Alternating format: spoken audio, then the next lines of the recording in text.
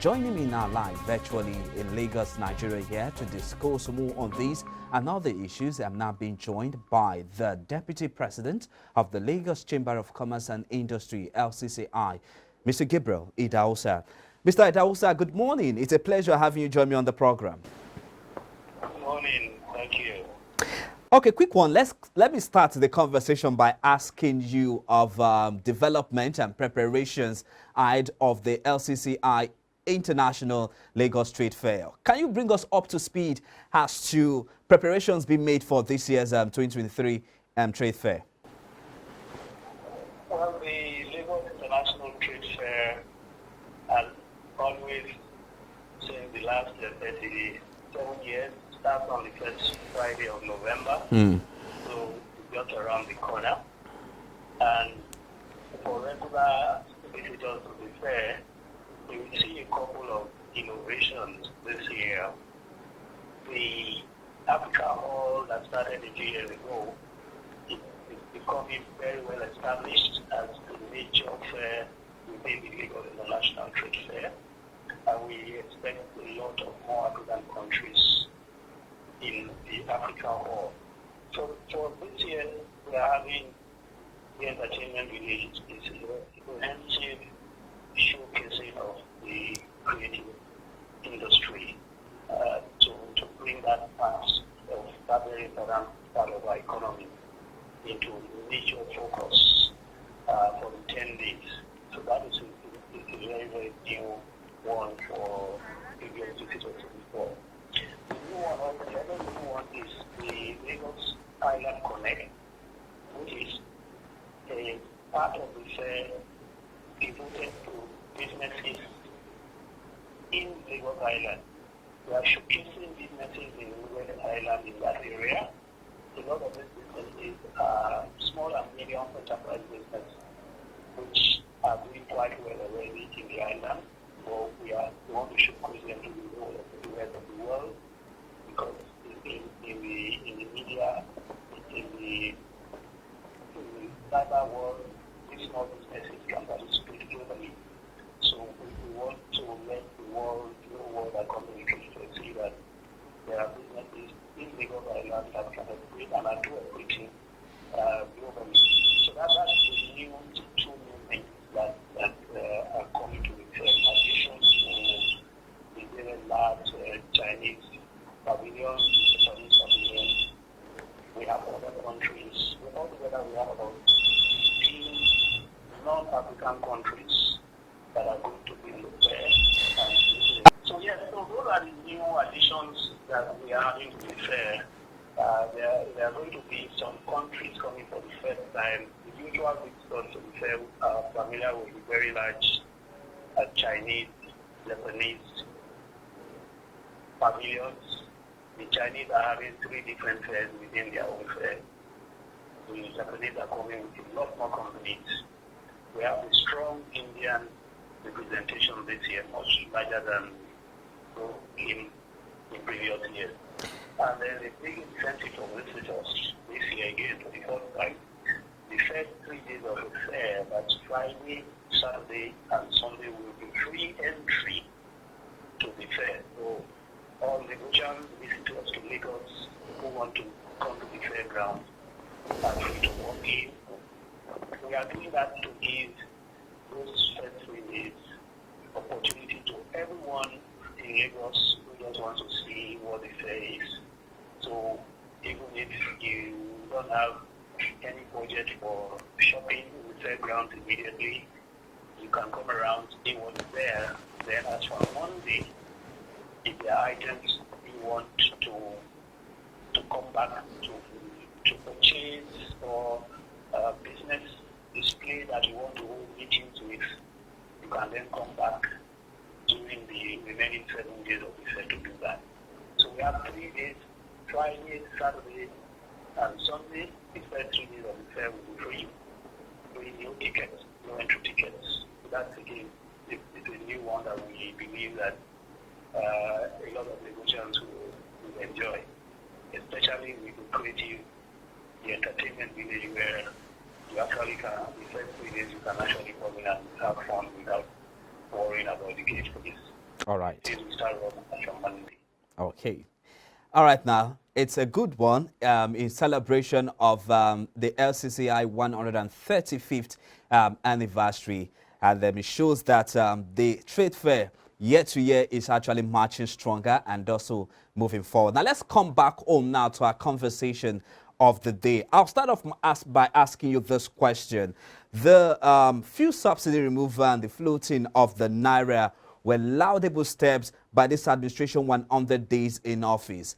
A lot of business and economists, analysts actually applauded the administration for taking on this giant strides to come up with this economic reform. But then again, over 3 months after this decision has been taking place, we're finding that the ripple effect of all of this is still having a strain on businesses, causing them finding it hard to breathe. The question now is, these decisions, are they taken too early by these administrations? And what should be the way out to ensure that Nigerians and businesses as a whole continue to see the impact or feel the impact of these reforms? Well, it was predictable, it was expected definitely that whenever those two policies were, decisions were taken to remove the fuel subsidy and to unite the foreign exchange rates, whenever they were taken,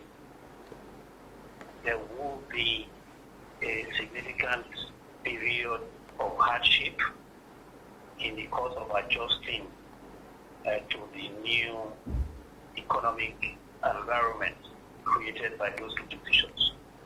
And so there was no doubt about the fact that there would be hardship, and there was also no doubt that they were the best policies in the long-term interest of Nigeria.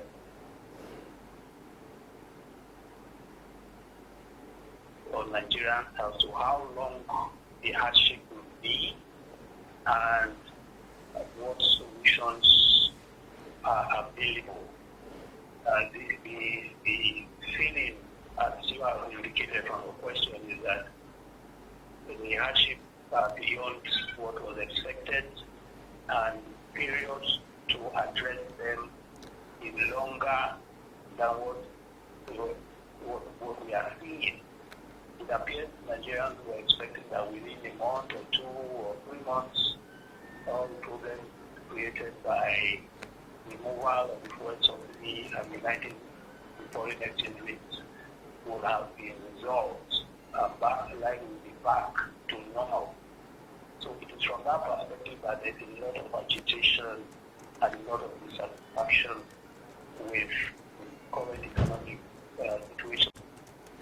But what is not in doubt is that there is a consequence, a very severe consequence for those decisions.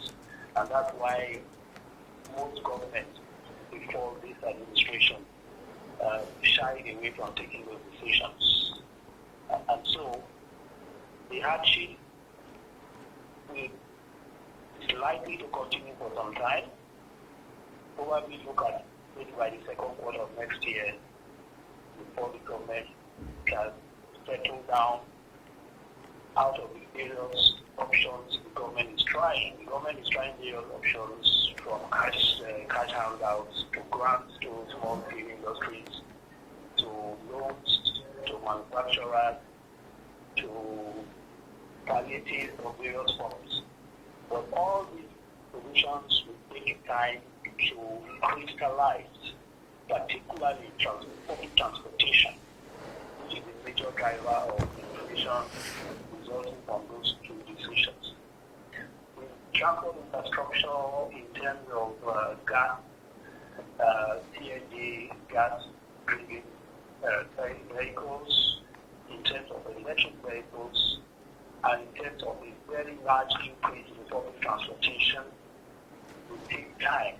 All this will take time to crystallize. The efforts have started. We have begun to see the number of CNG-driven buses in the top states. Although Adamawa, some of them in Ogun State, a few other states have come by us, I think Tinubu, a few that will come out of those buses, but the number of buses that are come out are still very few compared to what you need to bring real relief.